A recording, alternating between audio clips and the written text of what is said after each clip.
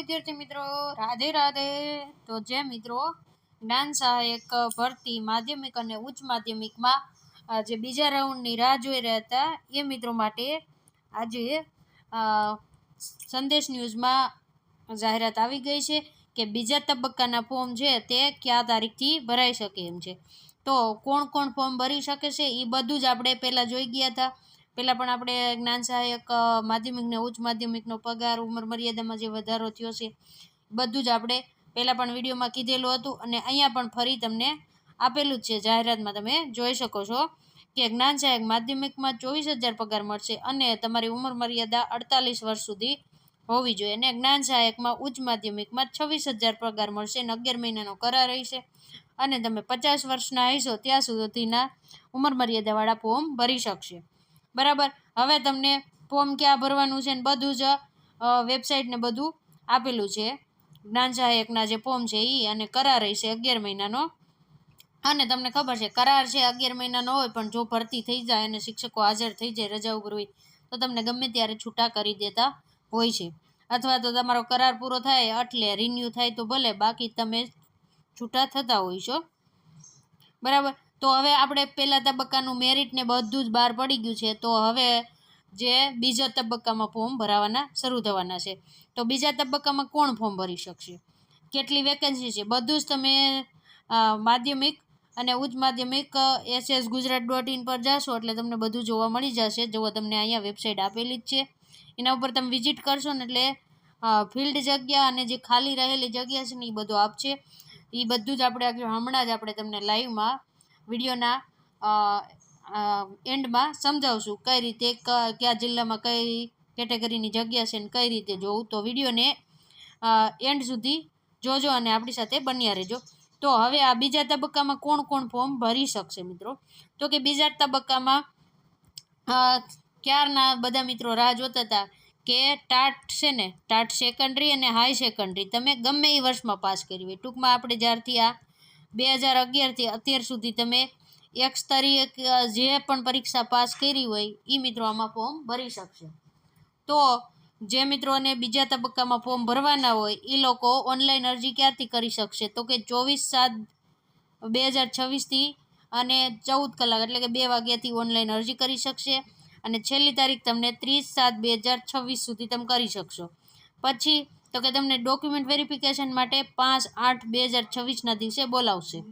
પછી તમારું document verification થઈ જશે એટલે તમારું પોર્ટલ ખુલશે। પછી તમને શાળા એડ કરવાનું કે બીજો જિલ્લો પસંદ કરવાનું, જો તમારા જિલ્લામાં જગ્યા પૂર્ણ થઈ ગઈ હોય ને તમે બાકી રહી ગયા હોય તો તમે બીજા જિલ્લામાં જગ્યા ખાલી હોય ને ત્યાં તમે એડ કરી બીજો જિલ્લો પસંદ કરી શકો છો અને ત્યાં તમારે ડોક્યુમેન્ટ વેરિફિકેશન માટે જવાનું થશે।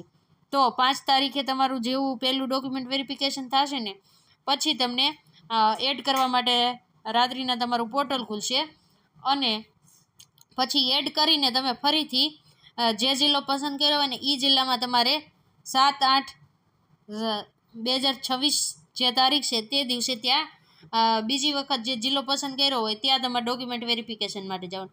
ત્યાં પણ જો જગ્યા ફૂલ થઈ ગઈ હોય તો તમને ત્રીજી વાર જિલ્લો એડ કરવાનું ઓપ્શન ખુલશે।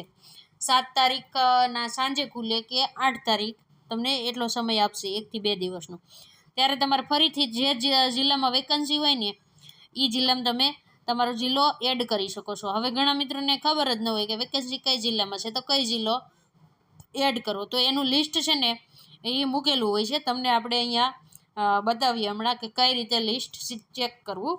બરાબર। તો માધ્યમિક અને ઉચ્ચ માધ્યમિક બંનેમાં આ જ રીતે તમારે ફોર્મ ભરવાનું અને બીજું સેકન્ડ મેરિટ લિસ્ટ ને બધું આવશે। તો હવે તમને આપણે બતાવી દઈએ કે મેરિટ લિસ્ટમાં તમારે કઈ રીતે જોવું।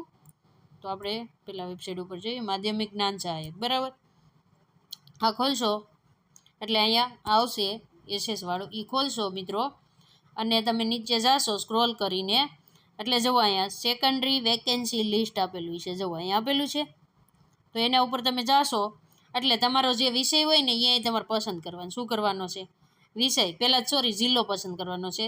તમારે જે વિષય હોય ને પછી પહેલાં તો તમે જે જિલ્લામાં ફોર્મ ભર્યું હોય ને એ જોઈ લેવાનું। તો આપણે અમરેલી રાખી દઈએ છીએ, અહીંયા મીડિયમ તો તમને ખબર છે તમારું જે હોય એ તમારે સિલેક્ટ કરવાનું। અહીંયા તમારે વિષય જોવાનો છે, તમારો કયો જોવાનો જે તમારો મેઇન વિષય હોય એ જોવાનો. આપણે અહીંયા સંસ્કૃત નાખીએ છીએ ને અહીંયા ચર્ચ કરી દઈએ છીએ, બરાબર. તો હવે તમે જોઈ શકો છો કે અમરેલી જગ્યામાં કેટલી જગ્યા ખાલી છે. તો કે અમરેલી જિલ્લામાં અત્યારે જો ટોટલ વેકન્સી કેટલી હતી, 1 2 3 અને 4 બતાવે છે, બરાબર. લાઠી છે, રાજુલા છે અને કુકાવામાં છે ને અમરેલીમાં, બરાબર. તમે અહીં જોઈ શકો છો. તો એમાં ફિલ્ડ પોસ્ટ તો જુઓ અહીંયા તમને દેખાઈ રહ્યું છે, આ ફિલ્ડ થઈ ગઈ, આ પણ ફિલ્ડ થઈ ગઈ. અહીંયા રિમાઇનિંગ પોસ્ટ જુઓ એકઈ નથી, એટલે કે એક જગ્યા ખાલી નથી, બધી અત્યારે ભરાઈ ગઈ છે અમરેલી જિલ્લામાં. હવે તમે અહીંયા આપણે બીજું વિષય લઈએ એટલે તમને ખ્યાલ આવે. આપણે અંગ્રેજી લઈએ, બરાબર.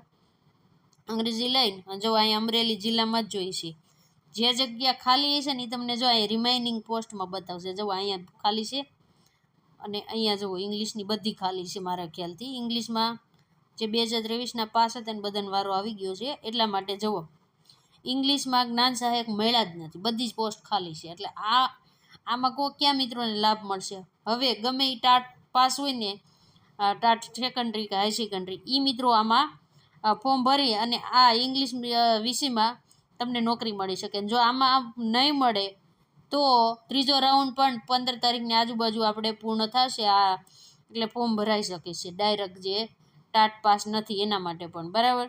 તો જુઓ તમે આ રિમાઇનિંગ પોસ્ટ એટલે ખાલી પોસ્ટ.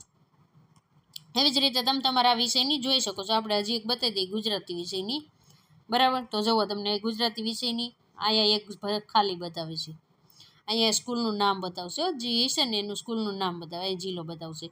પછી બાકી બધી જગ્યાએ જવો ભરાઈ ગઈ છે. ગુજરાતીની એક જ પોસ્ટ ખાલી છે અમરેલીમાં, બરાબર.